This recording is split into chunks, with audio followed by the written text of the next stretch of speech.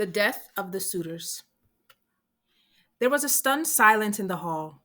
All eyes were on Odysseus. He seized the quiver full of arrows, leaped up the steps onto the threshold, and turned to face the suitors with Telemachus at his side.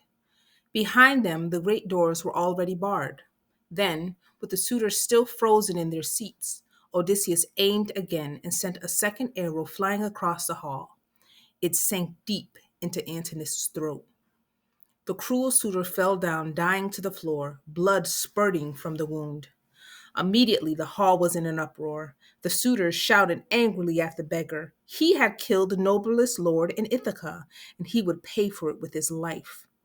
But when they turned to the walls for weapons, they saw to their dismay that they had all been removed. They looked back at the beggar with the bow, and their hearts began trembling. It seemed to them that the old man in rags had turned into a god. Perhaps it was Apollo himself. You slavering dogs, said Odysseus. You are right to cower and cringe with fear, for the lion has returned. You thought I was gone forever, and that you could do what you wanted in my house. If you'd come here with dignity and honor, I'd gladly have forgiven you, and you'd have welcomed my return.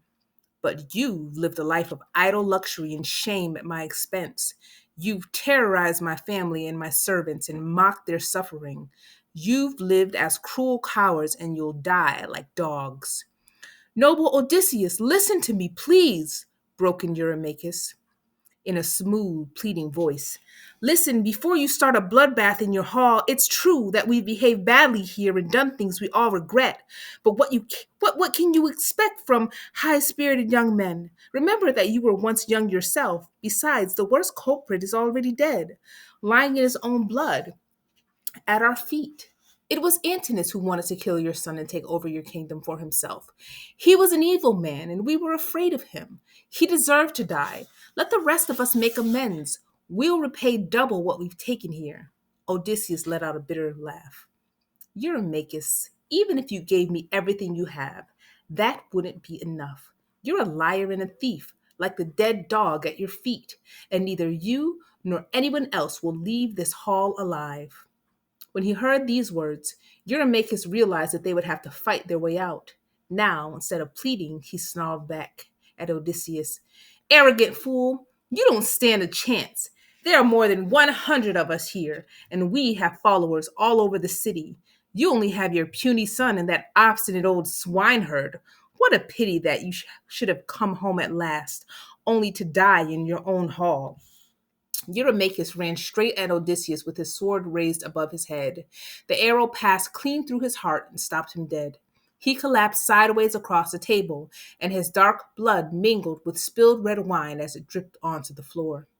The suitors rushed toward the threshold, their swords drawn and holding tables in front of them to shield them against the rain of deadly arrows. They shouted and cursed to give themselves courage, but Odysseus and his son stood firm with Athene, watching over them. The goddess made sure that every arrow hit its mark and gave Telemachus extra strength as he held the suitors off with spear and sword. When the arrows had run out, father and son stood side by side and cut a swath through the suitors, whose corpses piled up on the marble floor. Meanwhile, Eumaeus, who had been hurling javelins past Odysseus and his son into the advancing mass, caught sight of his old enemy, Melanthius, struggling to open one of the inner doors at the far end of the hall. With a fierce cry, he dashed toward him and drove a spear through his body and deep into the door beyond. The goatherd writhed like a harpooned fish, and Eumaeus left him there to die slowly while the suitors who could not save him now were slaughtered before his eyes. It did not last long. Athene was with them, and no one could resist. Father and son rested on their swords and paused for breath. More than 100 corpses lay around them. Odysseus was covered from head to foot in blood and gore. He looked around him and caught sight of two figures crouched beneath one of the tables, partly concealed by the pile of bodies. So two of the cowardly suitors thought that they could escape his vengeance. He went toward them, sword raised, ready to finish his bloody task. A feeble figure crawled out from under the table and clasped him by the knees. It was Phemius the bard. Once Odysseus had loved this man for his music and song, But now he was ready to kill him, for he had found him with the suitors. As he raised the blood-stained sword above his head, Telemachus grasped him by the arm. No, father, spare him. I'd sooner you kill me first. He's as innocent as the hills and trees.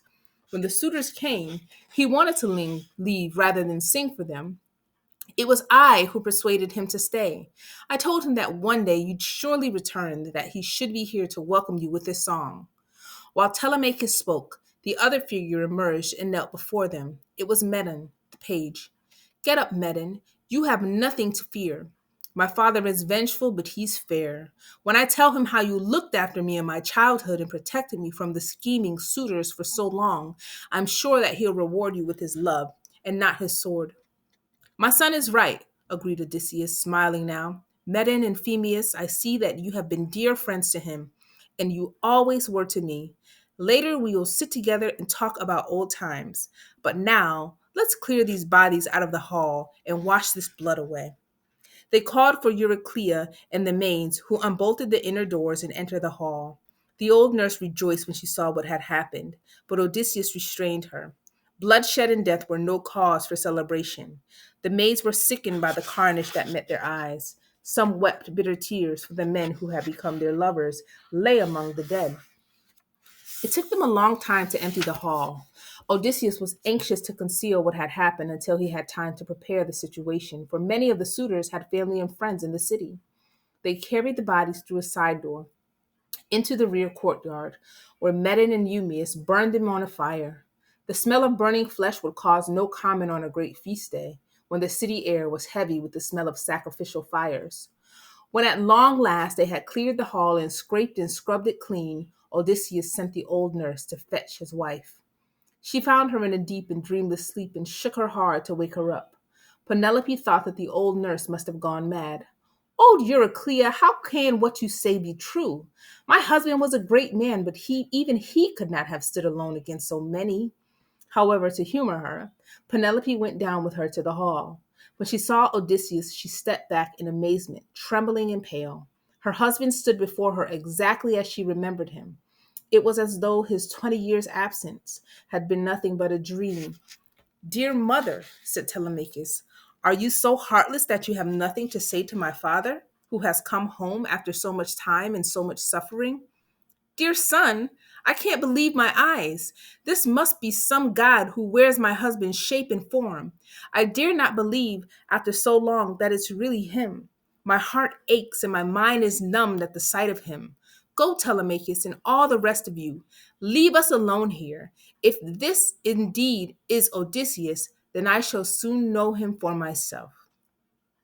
Now husband and wife were alone, still trembling. Penelope approached Odysseus. She ran a hand down his leg and found the scar she knew so well. Then she looked up at him and spoke. "Odysseus, unlucky wanderer, can it really be you? Should I tell the maids to bring out our bed and make it up once more? When you left me 20 years ago, I had it put away until your return."